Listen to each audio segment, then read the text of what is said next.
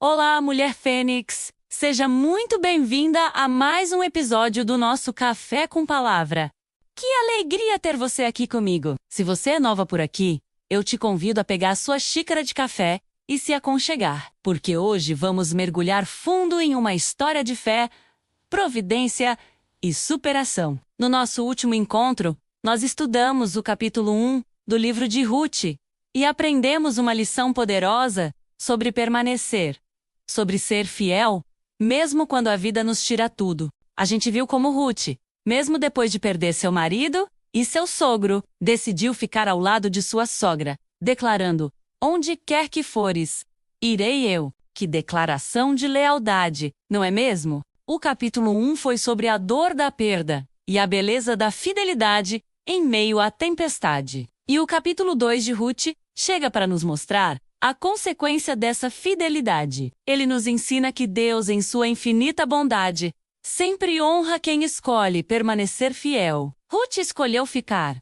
mesmo sem ter nenhuma garantia do que o futuro lhe reservava em Belém. E agora, neste novo capítulo, ela começa a colher os primeiros frutos da sua decisão. O sofrimento ainda não acabou completamente. A saudade ainda está lá. Mas o favor de Deus começa a se manifestar de uma forma linda e surpreendente. E isso é uma verdade para a nossa vida também, Mulher Fênix.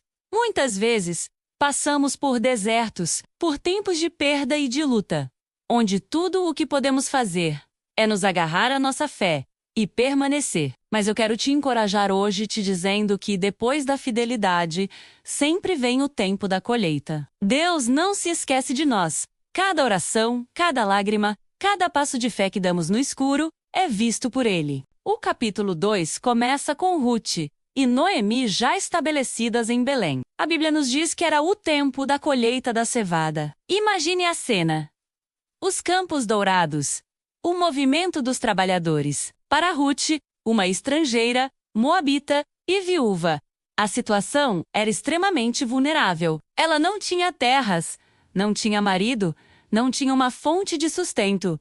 Mas em vez de se entregar ao desespero, ela decide agir. Ruth diz a Noemi: "Deixa-me ir ao campo e apanhar espigas atrás daquele que me favorecer." Naquela época, a lei de Moisés, que encontramos lá em Levítico, era muito clara. Os donos de terras não deveriam colher tudo. Eles deveriam deixar as sobras, as espigas que caíam, para os pobres, os órfãos, as viúvas e os estrangeiros. Era a forma de Deus garantir que os mais necessitados tivessem como comer para sobreviver. Então, Ruth não foi roubar ou pedir esmola. Ela foi trabalhar com dignidade, com humildade, exercitando um direito que a própria lei de Deus lhe dava, e confiando que Ele a guiaria. E é exatamente nesse momento de atitude que a providência divina se revela de forma espetacular. O texto diz que, por casualidade, ela entrou no campo que pertencia a Boaz. Mas você e eu sabemos que com Deus não existe acaso, não existe coincidência. Existe deuscidência. Existe propósito. Boaz não era um homem qualquer. Ele era um homem rico, justo, temente a Deus. E veja só, era parente de Elimeleque, o falecido marido de Noemi. Tudo estava conectado. Deus estava tecendo uma linda tapeçaria. E Ruth estava sendo guiada, passo a passo, para o centro da vontade dele. E aqui está a nossa primeira grande lição de hoje. Deus honra a mulher que age com fé. Ruth orava, mas também agiu. E foi por causa disso que Deus intercedeu. Preste muita atenção nisso. Ruth não ficou em casa, de braços cruzados, esperando um milagre cair do céu. Ela não se lamentou dizendo: "Sou viúva, sou estrangeira, ninguém vai me ajudar." Não. Ela se levantou, tomou uma atitude e foi em busca da provisão, mas com um coração cheio de fé. Isso é um ensinamento poderoso para nós. Fé não é passividade. Fé não é sentar e esperar. A verdadeira fé bíblica é ativa, é se mover na direção que Deus aponta, confiando que Ele já está preparando o caminho à sua frente. Quantas vezes, em meio à nossa dor e ao nosso luto, à nossa dificuldade financeira, deixamos o medo ou a tristeza nos paralisarem? Ficamos presas nos "e se não dar certo?"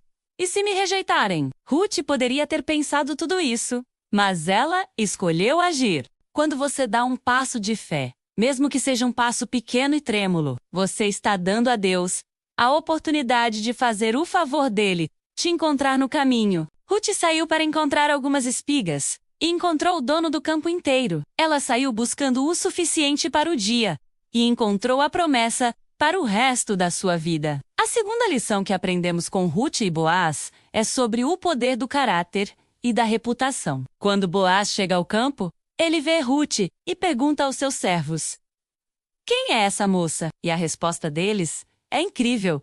Eles não dizem apenas "é uma moabita". Eles dizem: "É a moça moabita que veio com Noemi.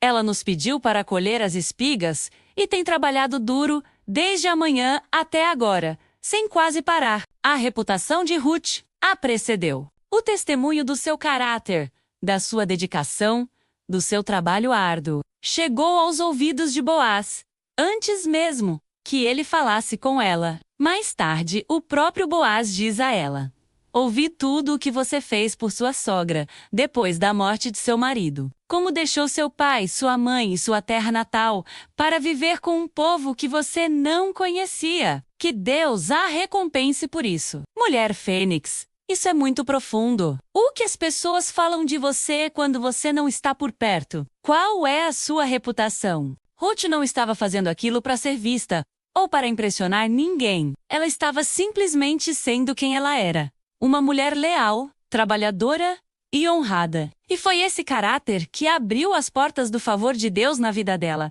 Nosso caráter é uma semente. Quando vivemos com integridade, bondade e diligência, estamos plantando sementes que, no tempo certo, florescerão em bênçãos e oportunidades que nem imaginamos. A terceira lição é sobre a generosidade, que flui de um coração grato. A reação de Boaz é extraordinária. Ele não apenas permite que Ruth colha em seu campo, mas ele vai além.